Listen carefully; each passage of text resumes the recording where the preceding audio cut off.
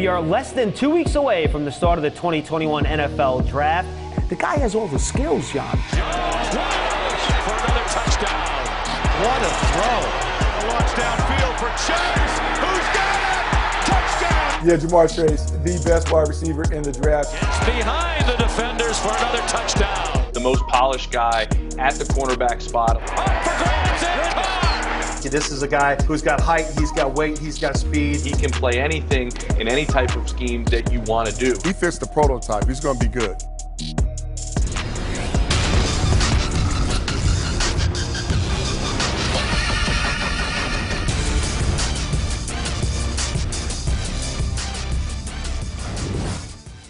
Well, hello.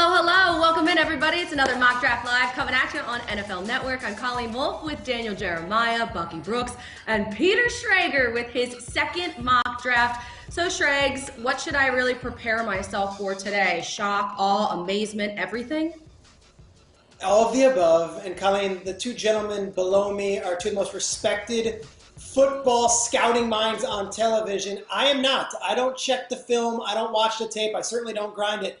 I've got my phone. Mine is all based on what I'm hearing, gossip and rumors around the league, and using my sources. So let's have at it. Let's get into the second mock draft. Well, Peter, let's start at the top here with the first pick. And I guess you're going with Trevor Lawrence, huh? Shocking. Yeah, this one was in the books for me. The second the Rams beat the Jets and the Jaguars pretty much solidified having the number one overall pick. I don't think Urban Meyer necessarily leaves that cushy job at the Fox Sports Studios to take on this challenge without Trevor Lawrence being available. I think it's Lawrence to the Jags, and it has been since late December. Yeah, to me, the intrigue with the Jags is going to be what they do with the rest of these picks to surround Trevor Lawrence with some guys. So, yeah, I'm with Peter. This is a done deal, and it's a home run pick there to get this franchise rebooted in Jacksonville. It feels like he's been there for years already at this point. To the Jets at 2 we go, and Peter's pick is BYU, Zach Wilson. Yeah, no big surprise here either. I'm not going to see a lot of movement at the first or second picks over the next few days. I think Zach Wilson has been the pick since they traded away Sam Darnold to the Carolina Panthers. A lot of people were thinking maybe it's Fields or Lance. All the intel I'm getting, it is Zach Wilson. And though there might be questions about his durability, his size, his level of competition, his tape is absolutely fantastic. And I'm told from all his interviews, we're dealing with a great kid and a leader of men. You know, the Jets, Mike LaFleur gets his version of Aaron Rodgers to run this offense. Big-time playmaker, mobile, big-time arm talent. Look, man, the pieces are there. He could be a superstar in this league. Now we get to some exciting stuff here. The third pick, the Niners are on the clock, so who's their quarterback here? Peter, are you going to go Justin Fields or Trey Lance? How about C, none of the above? I'm going to go with the guy that I've had since they made the trade a few weeks back. I still think it's Mac Jones, and that comes from conversations around the league. That's the feeling, that Mac Jones is the lead dog in this conversation. I can tell you from my intel, they have not made an official decision, and as recently as Monday, they all made the trip to North Dakota, and they not only met with Trey Lance yet again, but they met with Trey Lance's parents too, and they have Trey Lance very high on their board, but I think it's going to be Mac Jones. The word I hear is that this team, they are built to win right now, and Jimmy Garoppolo is going to likely be the quarterback week 1. But if they can pass the torch to somebody, it's a guy who is the most the best completion percentage in the entire college football season, also the leader in yards at 45. He had one of the best college football seasons no quarterback has ever had, and I think the 49ers go with a guy that reminds him a little bit more of Kirk Cousins and Matt Ryan than maybe Aaron Rodgers or Patrick Mahomes. And Peter, look, if you look at Alabama and their success, they had a great offensive line. They had guys that could win one-on-one matchups, and they had a creative play caller in Steve Sarkisian. And I think Kyle Shanahan feels like they have that same infrastructure in place where they can just insert somebody to make good decisions and be accurate. Their talent and their play design will take care of the rest. You know, DJ, it's hard for me because I think when you go in the top 5, you want special, and I don't think Mac Jones is special. When I look at the landscape of this division at quarterback, I see Russell Wilson, Kyler Murray, Matthew Stafford, and no point can I envision over the next 2 to 3 years that Mac Jones is going to overtake any of those quarterbacks. Man, that's a lot to give up for someone that is still a cellar dweller when we rank their quarterbacks. You could handicap the odds of which quarterback are going to take at 3. What would they be? The way I see it, this is Mac Jones in the lead dog right now, probably at the 60%. And I think close second, maybe at 35% here, is Trey Lance. And then I think Justin Fields is third in this conversation. I've just heard a lot of people around the league saying it's either going to be the guy who can plug in right away, which is Mac Jones, and they know what we're getting, or it's going to take the huge swing, the guy that we have no idea about, the unlimited potential, that being Trey Lance. I have not heard a lot of Justin Fields, despite what you might be reading in other mock drafts and seeing elsewhere.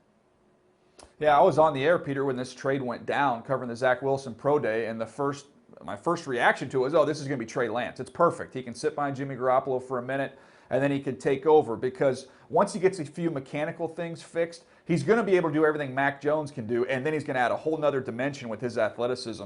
An incredibly intelligent kid who's been impressive going through the interview process. So that would be my pick, but I'm like you, I still hear more of Mac Jones there.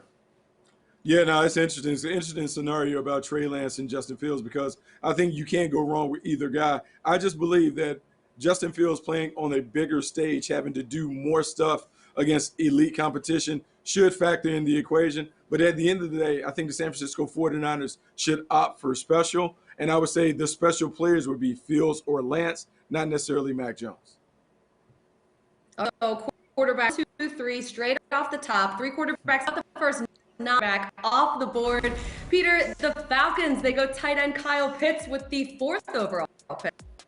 Colleen, early on in the process, all I was hearing from sources was Atlanta's going quarterback, Atlanta's going quarterback. The 49ers traded up to 3, and that tone sort of changed. I'm not sure that the Atlanta Falcons are going to draft the 4th quarterback on the board, regardless of whoever it is. I do think there is a place for Kyle Pitts in that Falcons' new offense. You look at what Arthur Smith did in Tennessee and how he utilized those tight ends. Anthony Ferkser, Jonnu Smith, neither one of those guys come close to the potential and the talent of a Kyle Pitts. And I have not had GMs talk about a tight end prospect like this ever since I have been covering the draft. That includes Hawkinson, that includes Fant, that includes Gronk when he had the back injury, and they even said he might be this guy. No. Nothing came close to the way they talk about Kyle Pitts. Yeah, look, he's the highest grade I've ever given to a tight end, so I get that. But I think this is a classic front office versus coaching staff decision, where the coaching staff is worried about tomorrow, is worried about next year, and that would be Kyle Pitts. But as a general manager, you've got to look out for the future of your franchise, and to me, that still points towards a quarterback. So I'm anxious to see how this whole thing shakes out. This guy's like a super tight end. Pitts, Julio, Calvin Ridley, they could cook up something fierce in Atlanta. But rounding out the top 5, the Bengals, they protect Burrow with a duck out of Oregon.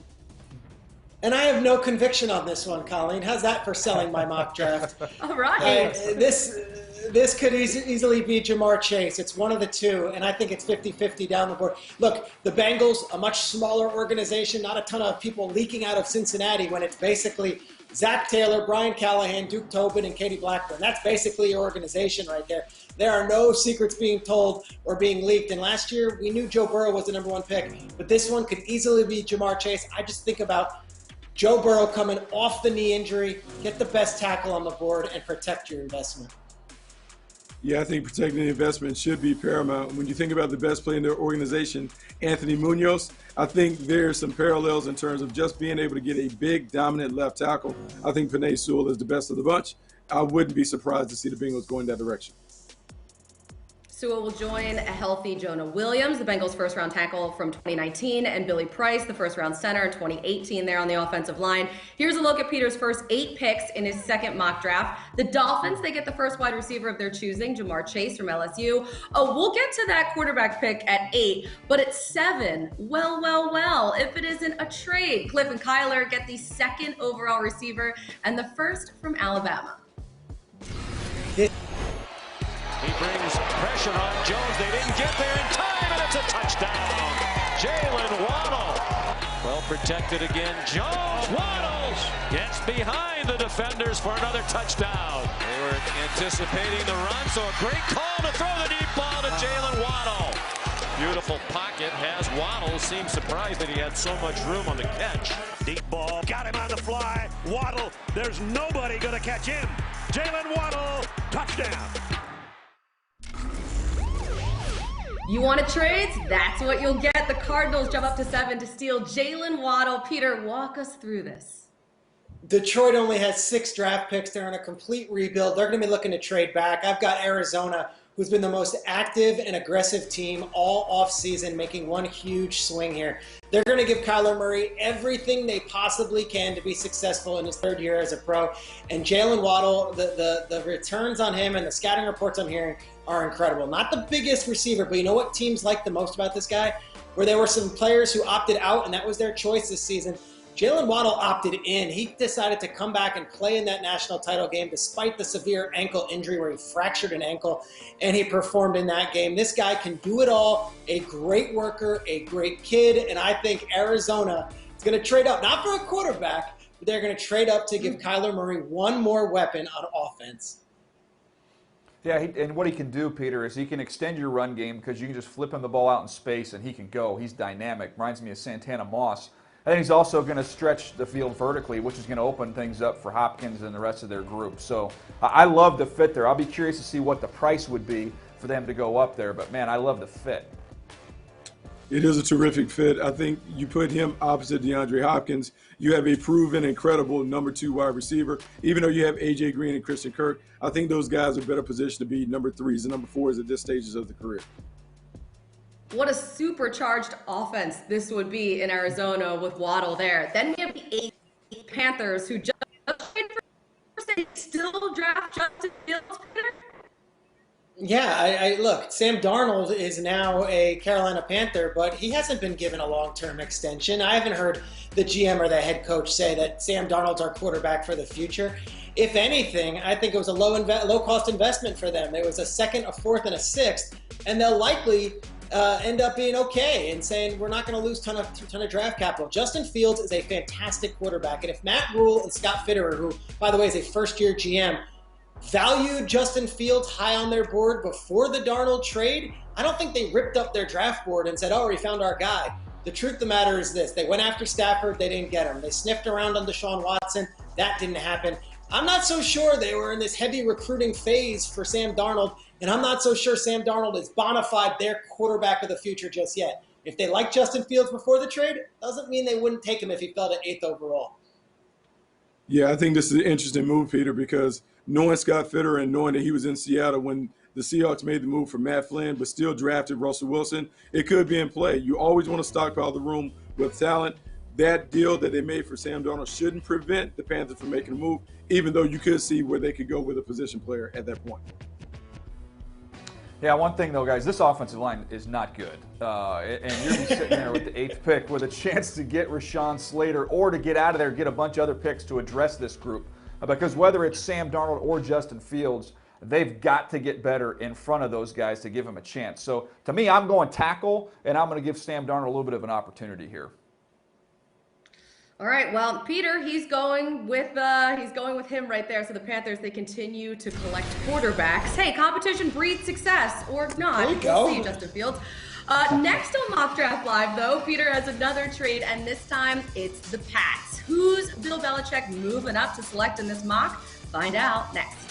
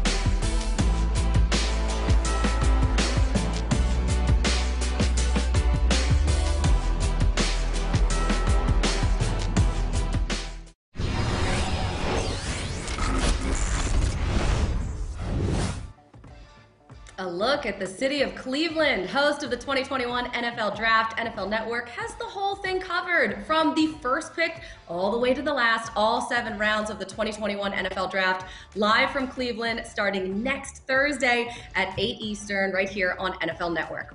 Okay, back to Peter Schrager's mock draft 2.0, and it's Trey Lance to the Broncos with the 9th overall pick. Giddy up, Peter. I like it. Let's go. This is almost a local favorite if you want to go from Denver, from North Dakota State. But this is George Payton's first draft as a general manager. A lot of eyes on what he's going to do. They loaded up at cornerback and defensive back in the offseason. They have very good young wide receivers. This would be an example of, hey, this quarterback is highly regarded. Let's take a roll of the dice. We don't know what Drew Lock's future is there. And I think Trey Lance has a far greater upside and a far brighter future than Drew Lock at this stage in their careers. Well, as somebody who calls the Charger games, I would love it because, to me, you have Justin Herbert in this division. You've got Patrick Mahomes, and I love Trey Lance and his upside and what he can bring. Can you imagine the next decade plus with these three guys going out? It'd be a lot of fun. Ooh, that would be an NFL record, Peter. First time 5 quarterbacks go in the top 10 in the common draft era. But let's move to the NFC East, Peter, and start with the Cowboys, taking a corner at 10 to address that secondary. Yeah, I go with Patrick Surtain the second as the first defensive player off the board. More and more people telling me, like, this guy is bona fide first corner in this draft. When this whole process started, I'm not sure that was the case. I think he gets the Nick Saban seal of approval, and obviously Alabama has been churning out defensive talent for the last several years. This one, you might have to hold Jerry Jones down not to take Rashawn Slater if he's still on the board and try to tell him, hey, we got to go defense, Their defense is so bad, so putrid. Take a defensive player. This is the top one on my board. And really, I think maybe the top defensive back that we've got in this draft. Yeah, I think he is the top defensive back. This would give the Cowboys an opportunity to reestablish their Alabama connection. You have Pat Surtain on one side, Trayvon Diggs on the other side. You know Dan Quinn wants to play a lot of that hybrid cover 3 coverage with long corners that can play zone coverage with their eyes. Pat Surtain is one of the best at that. It's a nice pick for the Cowboys. I want to stay in the NFC East here and stay with the quarterbacks and stay with the sons of former NFL players like Patrick Surtain there. J.C. Horn to the Giants, Peter? With Devontae Smith, with Rashawn Slater on the board, and with a dog walking in your background, Colleen Wolfe, I think everyone's shocked by this one. Hey, work from home. This is what we're doing. And I think a lot of Giants fans they'd be throwing their remote at the screen saying, we don't need that. We've got Bradbury. We've got Adoree Jackson now. J.C. Horn is getting a lot of heat. One of these guys that isn't maybe as popular in some of the mock drafts, but is really respected. And if you look at that Joe Judge coaching staff, it is one SEC coach after another. They took an SEC player in the first round last year. And I think knowing how the league is going and the importance on having a shutdown, big-bodied defensive back, J.C. Horn could go as high as 11. And wide receiver, who they also addressed with Kenny Golladay, would not be a top priority. And offensive line, who they took with the 4th pick overall last year, might not be the guy at 11 either. Yeah, I've got 2 voices in my head, Peter. The one is saying, just trade back. And the other voice saying, oh, yeah, Gettleman never does that. So, yeah, if you're going to sit there and pick, I think it's a good value. J.C. Horn's a really good player. But to me, the best play would be for the first time. Let's get in reverse here. Let's move back. The Giants, they finished the season bottom half in the league in passing yards allowed, opposing passer rating. They improved to top 10, though, in both categories second half of the season, and this pick will just continue to help them in that right direction. So here we see, let's throw the picks up on the board, picks 9 through 16 of Peter Schrager's newest mock, and the movement we teased earlier is between the Patriots and the Eagles, and as it turns out, Bill Belichick's trading up to take one of his buddy Nick Saban's favorite pupils. I think it's going to go over really well in Philly. Just like that. And off to the races goes Devontae Smith. He will cruise to the end zone. Quick throw. Here is Devontae Smith. Goodbye. Farewell. Touchdown. Crossing right to Smith. Can he get to the sticks? You bet. He's got that more. Devontae Smith. Wow. Jones flips it to him. Devontae headed for the end zone. And it's just too easy for Devontae Smith. Eagles fans, avert your eyes. Don't look straight into this trade. It'll burn your eyes out. Maybe grab a placemat or something and look into that instead. The Pats trade with the Eagles to take wide receiver Devonta Smith. Why do you hate Philly so much, Peter? I hate Philly. I do love your Williams-Sonoma place setting there. That was really nice, Colleen. But I'll say this. I look at Philadelphia, and everyone thinks Howie Roseman's going to trade up, or I've heard that rumor. No. Philadelphia's looking to load up on picks for next year's draft, and if there's a chance they can move back and pick up some more, I think they will, even if it's for a second rounder in this year's draft. They took Jalen Reagor last year in the first round, and here's how I look at it. The way I've been told, there are 4 really great pass-catching options in this draft, and it's Pitts, it's Chase, it's Waddle, and it's Smith. Bill Belichick does not envision being in the top 15 ever again, and certainly not in the next few years. This guy right here, Nick Saban approved. Yes, they might trade up in the draft. I don't see it for a quarterback, but I see it for this guy, the Heisman Trophy winner. So they give up their second-round pick. They move up 3 spots. Howie Roseman gets to pick up another pick, a second-round pick, as well as having the 3 first-rounders next year if Wentz plays. I think this works for both teams. I don't think the Eagles are in win-now mode. I do think the Patriots have been uber aggressive this offseason, and it might not be done. Yeah, I like the fact of them being aggressive here, Peter, and I like Devonta Smith. I think he's incredibly smart, so he'll fit in with what the Patriots do and as a route runner. It's just, man, I'll be curious to see if the Patriots have the confidence in their wide receiver evaluation to be able to make that move, to be aggressive, to go get somebody, because that has been one blind spot for them in the draft, is addressing this position. So that would be interesting to see.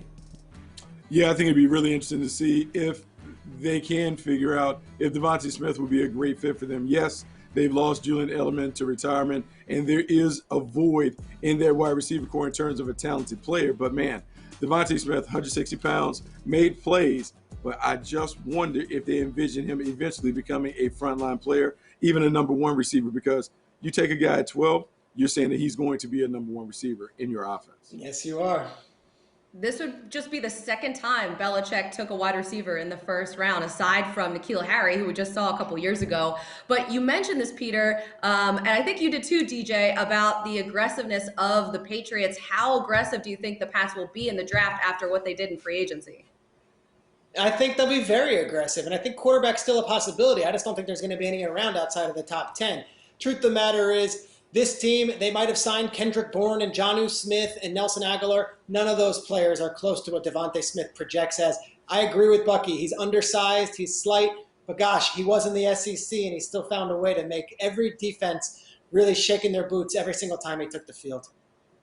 So the Patriots end up trading up in Peter's draft, but it's a wide receiver, not a quarterback, heading to New England. I love surprises. I know there are more to come. Next on Mock Draft Live, adding a playmaker certainly wouldn't hurt Andy Dalton and Matt Nagy's offense, and Peter agrees. Which surprising offensive weapon is headed to Chicago? Find out after this.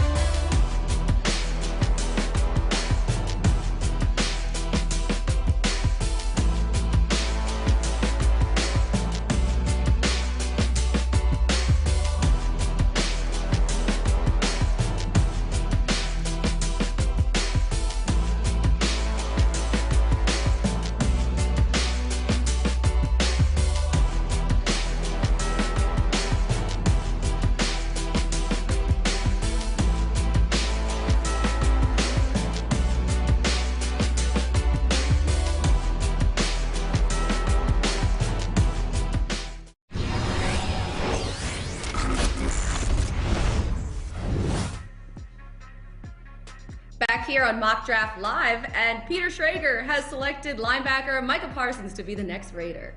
This one works out perfectly. He would be a great fit. I think they would be thrilled, Colleen, to see Micah Parsons fall all the way down here to 17. There's talk that he might go top 10. I think this is the perfect sweet spot for him. 17, Mike Mayock and the Raiders take the guy out of Penn State. I think he's got a chance to be a Pro Bowler right out the gate, too, because of everything he can do with his speed and range and overall instincts. Just a really good football player. Linebacker is a perennial need for them, but the biggest question for me is if Parsons will rock the road like Henry Ruggs last year. Let's go to 18, Dolphins up again. Peter drafted wide receiver Jamar Chase to them at 6, and now they had someone up front to protect Tua, Peter. I don't think you can draft enough offensive line if you're Brian Flores and company. Of course, they got Austin Jackson and Hunt last year. They signed DJ Fluker the other day in free agency. I think this is a smart play, especially the fact he can play on the right side, which would be Tua's blind side if you need to move him to right tackle. Yeah, absolutely. Somewhere Don Shula would be smiling. Not Don Shula with Dan Marino, but the old Don Shula with Larry Zonka, because now the Miami Dolphins should be able to ground and pound opponents with another offensive lineman that can move people off the ball. So Tevin and Tua's time begins in Miami at 18, but now it's Washington's turn. And the first running back comes off the board, and it's not Najee Harris? Yeah, this is a surprise pick, and this is what we're doing with the mock drafts. I think they can go running back, and everyone would think Harris would make a lot of sense. Travis Etienne, this guy was the all-time record holder in rushing yards in the ACC. He also catches the ball out of the backfield and is an electric after-the-catch guy. Look, Najee Harris, fantastic, has 57 touchdowns in his career, caught a bunch of balls, probably the higher-rated running back in a lot of boards. But with what Washington's looking to do with Scott Turner's offense, I could see them looking for a guy who could put outside a little more often, a guy who can catch out of the backfield a little easier, and a guy in the open space. This is a wild card pick right now. The Washington football team has not told me what they're doing. This is me saying this makes a lot of sense, and I know it can go either way with these two running backs. Yeah, look, I love Etienne. He's my top-rated running back in this draft. I just don't love the fit here with Washington. You know, having Antonio Gibson in place here, and I look along this offensive line with holes and a pretty good offensive line draft, I think I would rather go in that direction, but take nothing away from Travis Etienne. I do believe he is the best runner in this draft class. Etienne beat Harris once in the national championship game, and now he pulls ahead again in the draft. So let's go down to the Bears at 20, and a name we haven't heard a ton in first-round mocks, Minnesota wideout Rashad Bateman to Chicago, Peter. Yeah, I think the Bears will be a team to watch if one of the quarterbacks fall out of the top 10. They might say, you know what, Ryan Pace and Matt Nagy, how long is our future? We got to go make a move. We'd much rather make a move and get one of these QBs. But if they're not available, I think they could sit pretty at 20. And if they don't trade down, they take another wide receiver. You got Allen Robinson on the franchise tag. They love the kid Darnell Mooney that they got some big production out of in spots last year. But Bateman is the fourth wide receiver, I think, that could be taken. I know teams have a very, very different opinion as far as that fourth wide receiver goes after the big three.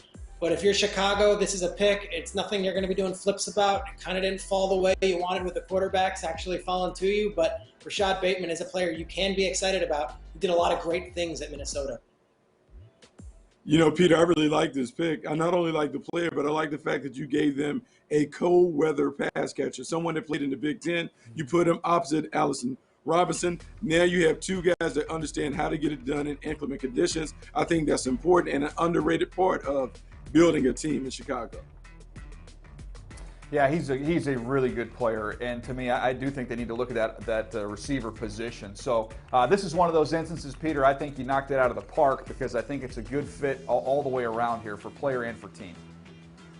So Bateman becomes a Bear, landing with Allen Robinson, Darnell Mooney, recently signed Marquise Goodwin. Let's reveal the next 4 picks here in this bracket, 17 through 24 in Peter's mock. Azeez Ojulari goes to Indy, JOK to Tennessee, and I want to make a stop here at 23. Check in with the Joe Douglas pick and the Jets' second pick of the first. They go defense with quarterback Caleb Farley from Virginia Tech. Yeah, and Jets fans might be saying, no more cornerbacks with injury. We did the D. Milner thing, and I don't think this is the case. Caleb Farley is a bona fide prospect. He might be one of the top. One of D. Milner reference. That's what we're doing here.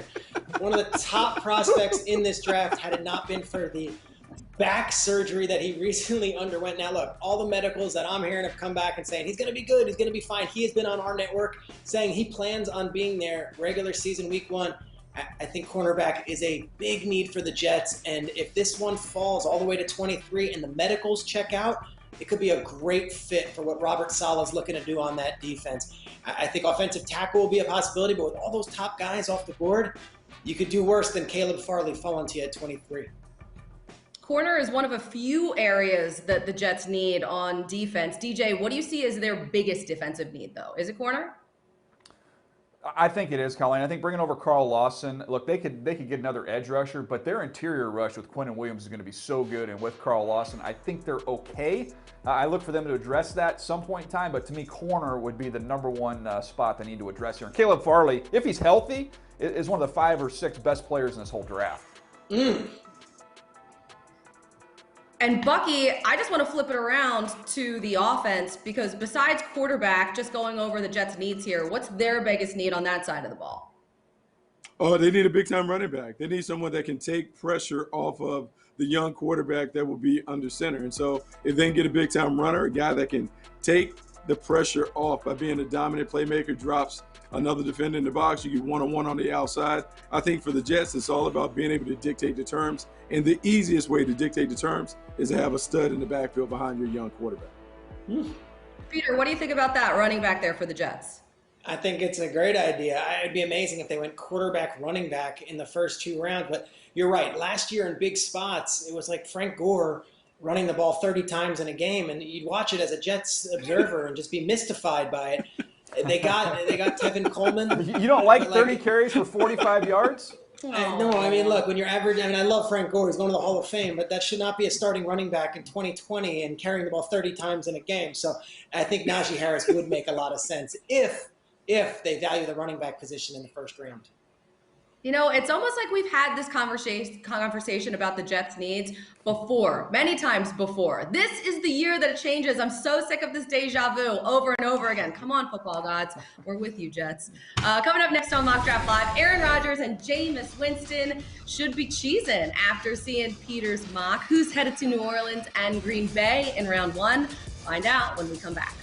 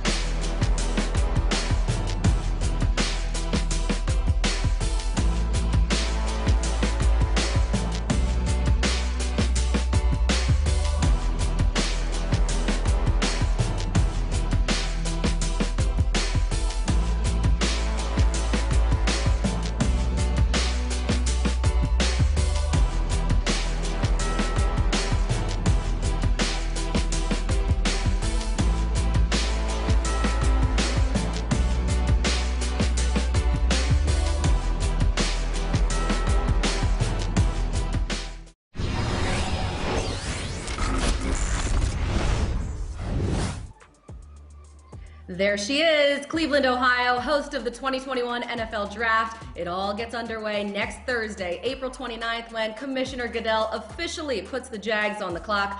Coverage of all 7 rounds of the draft begins at 8 p.m. Eastern next Thursday, right here on NFL Network. Back to the mock, and Schrags has Urban Meyer taking a Michigan man? Yeah. Go Quiddy Pay. Look, Urban Meyer wants to build from the inside out, and we get our quarterback and Trevor Lawrence. Then I think it's the next best pass rusher. I don't think he's got any bias against Michigan, right, guys? No, none at all. I'm going with Quiddy Pay out of Michigan, who could go a lot higher in this draft. It's just how things fell. He falls all the way here.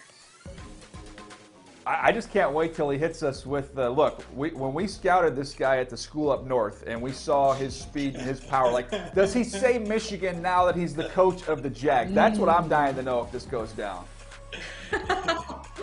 So Pay is now spoken for, and the Browns are up at 26. They go edge rusher even after signing Jadeveon Clowney, Peter.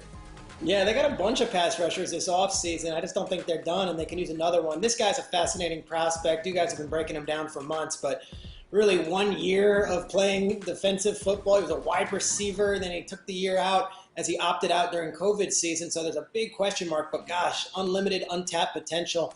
I think it's a great spot for him, especially where he can learn from a Myles Garrett, who obviously is having an outstanding NFL career. Yeah, you can never have enough pass rushers. You need more edge defenders. Jadeveon Clowney is really a luxury item in terms of being a run defender who might be able to be available to rush the passer. Get Greg Rousseau, you now have another guy that you can develop and throw in the mix.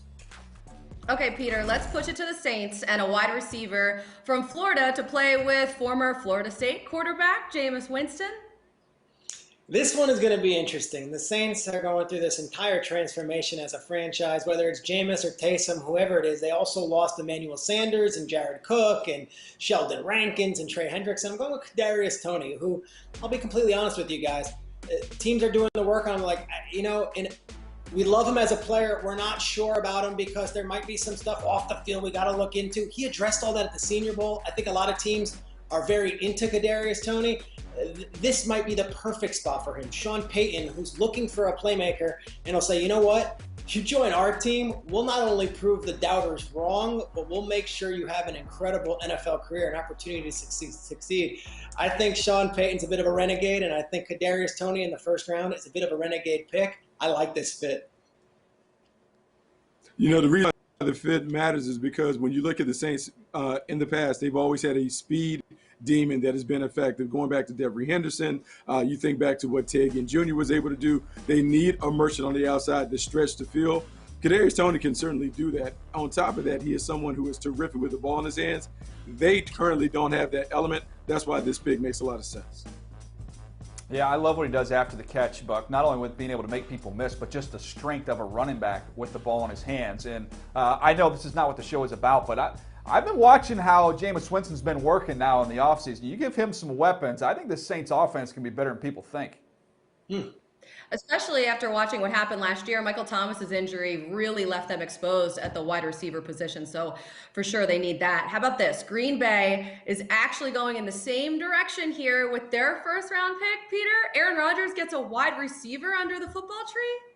Yeah, maybe a year late. Maybe if they'd done this last year, we would have seen a happier, chummier, non-Jeopardy hosting Rodgers. But they do get him a weapon. I think Elijah Moore could be the 4th wide receiver taken in this draft, and he could go even earlier. A lot to like about him and huge numbers. And you compare some of the stuff that he did towards the end of the season to Devontae Smith, who won the Heisman Trophy, and Moore actually put up better numbers. Look, Green Bay, we know that they got to the NFC Championship game 2 years in a row and came 1 game short. If they had another playmaker, do they get to the next level? Do they get to the Super Bowl? Maybe. And at the very least, this would make Aaron Rodgers maybe a little happier.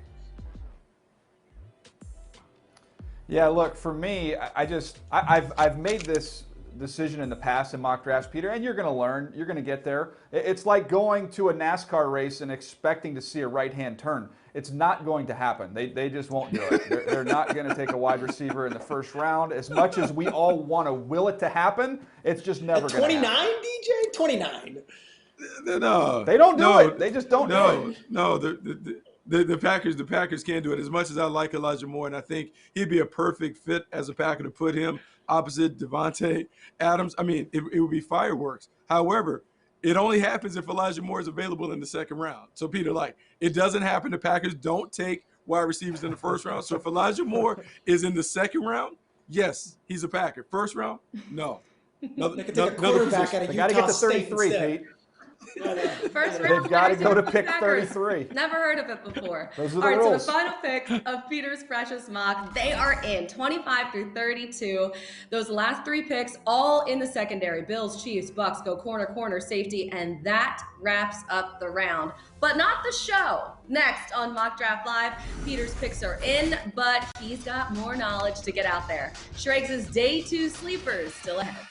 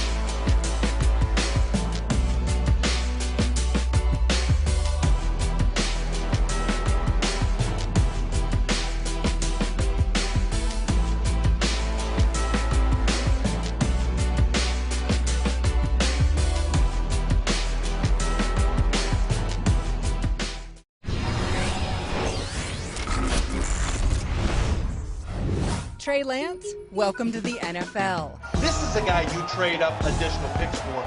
And let's put it this way, velocity is not an issue for Lance. You look at this kid's speed, I don't see a safety covering. I don't see a linebacker covering. That's how incredibly athletic and skilled Kyle Pitts is. Brennan looking for him on the slant, and it is caught! Touchdown LSU, Terrace Marshall. Perkins is going to hand the ball off. They're not going to get it. So that's Gregory Rousseau. Hurling is Harris, and now running down the sideline.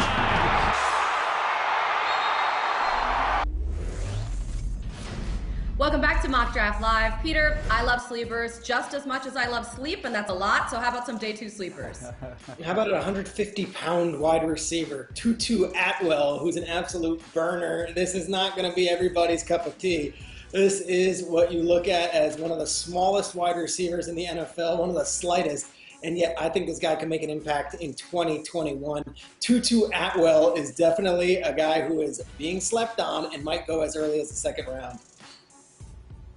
Yeah, at one point in time, Peter, I even had him in my top 50 because I love watching him so much. He's just a fun player to study. And he was 155 pounds at his pro day. Then he goes to the combine, and when they weighed him there, he's 149 pounds. And I'll be honest with you, I lost a little bit of my courage there because our weight is heading in the wrong direction, which is good for us. It's not good for Tutu. All right, so Tutu's on there. How about, do you have another wide receiver up your sleeve, Peter? I do, and Daniel, I would love to lose 6 pounds just by snapping my fingers. It doesn't happen that way at this age. Jalen Darden, another burner, another wide receiver out of North Texas, put up huge numbers, like major numbers. and did it this year amidst all the COVID madness that was going on in college football. He very quietly put up one of the best statistical seasons. Again, not a day 1 pick, maybe not a day 2 pick, but one of those guys who your team's going to take in day 3 or maybe the end of day 2, and you're going to be like, oh my gosh, we got this guy who's a burner and put up these huge college numbers. I think he can actually scoot. I think he translates to the NFL too. I mean, this guy's to cast me out in scouting circles. People are going crazy over his talent and his potential. You're right, Peter. He may be a day 3 guy, but I would not be surprised we're talking about this guy as a top player at the position. He has a ton of talent and a ton of playmaking ability. He can do it from all areas. Peter, we have time for one more sleeper. Who you got? Going with Creed Humphrey, the center out of Oklahoma. Everyone's big on Landon Dickerson, and I think Landon is a wonderful kid, but he's coming off an injury that cost him at the end of the season. There's some medical issues there. Creed Humphrey seems pretty clean, and this guy was blocking for not only the quarterbacks at Oklahoma this past season, but we're talking about Kyler Murray, Jalen Hurts, whoever else you want to talk about. He's been there. Creed Humphrey is a center, not a flashy pick, but I think a very possible early day 2 selection for a team looking to beef up their interior offensive line. Yeah, I think he's got a good chance to go in the top 50 picks, Peter. And to me, he's aced the offseason from a good week at the Senior Bowl to a phenomenal pro day. And then teams love him when they meet with him. Look, when you get a former wrestler as an offensive lineman, what offensive line coach is not going to fall in love with that? And it feels like a good rule of thumb, just never sleep on anybody named Creed. Rocky knows. Plus, he was a former wrestler. That's it. All right, next on Mock Draft Live, we're putting a cap on Peter's mock draft. DJ and Bucky's favorite picks, they're coming right up.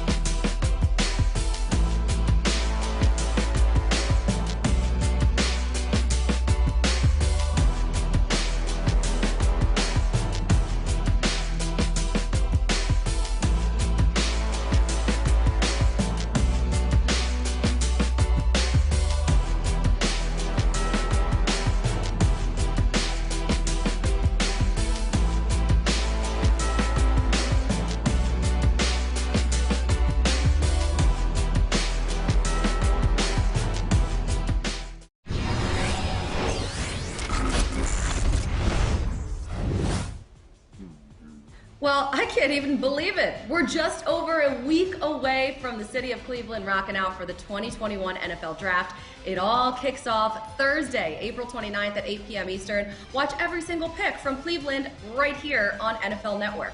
And without further ado, time for Cap on the Draft, presented by New Era. DJ, I want your favorite pick.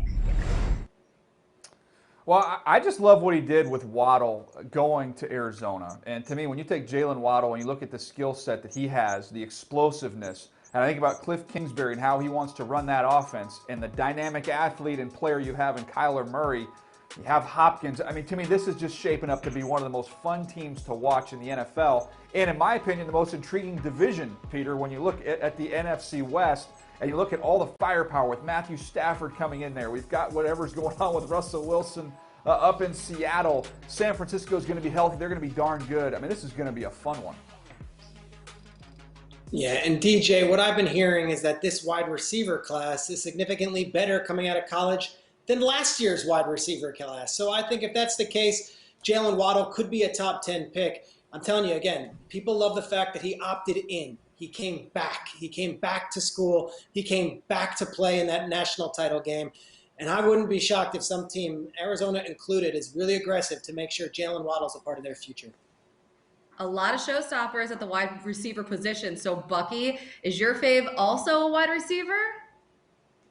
Yeah, look, my favorite is one that is not going to happen, but Elijah Moore going to the Green Bay Packers. And the reason why is because stylistically, his game is such a perfect fit for how the Green Bay Packers want to get down. This is a guy that is terrific in the slot, does a great job running routes. He's exceptional with the ball in his hands. And as I've looked at Devontae Adams continue to evolve and progress, he is a guy that has shown similar traits. Outstanding route runner, wins against press, has dominated and become an all-pro player.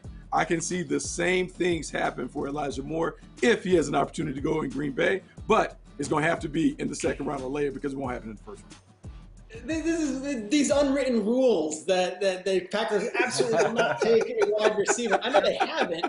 They don't do it. Not if you're an offensive coach. Aaron Rodgers is a sensitive quarterback when it comes to the draft. He let his voice be heard last year when they didn't get him. Maybe you check the box. You draft Elijah Moore. Bucky, thank you for your approval on that pick. I think the front office in Green Bay should be listening to you right now. Okay, so they're then they're vegetarians, Peter. They're vegetarians. You're trying to give them a steak. It's not going to happen. They're not going to eat it. They're not going to do it. All right, wait a second, though. Who do you think would be in the better position here between Waddle to the Cardinals or Moore to the Packers? I think you've got a lot more likely chance for Arizona to find their way to get a pass catcher up front. It might not be Waddle. It might be Smith. It might even be Bateman at 16. I just look at Arizona and trying to give Kyler Murray all the weapons. And if it's not one of those guys, don't be shocked if they get him an offensive tackle. This is the offseason of building up Kyler and making sure Kyler has all the success in the world. And via Kyler, their head coach, Cliff Kingsbury, an offensive guy as well. Well, that was Cap on the Draft presented by New Era. Congratulations, gentlemen. You've outdone yourselves. What a fun mock draft this was. This hour flew by. Peter, fabulous work. Happy birthday, my friend. Thank you for all the material today. DJ, Thank Bucky, you guys. excellent. I love coming on this, and I love when you guys validate my mock draft. It means a lot. Appreciate it. One more Mock Draft Live coming up on Sunday. All of our NFL media personalities involved. Then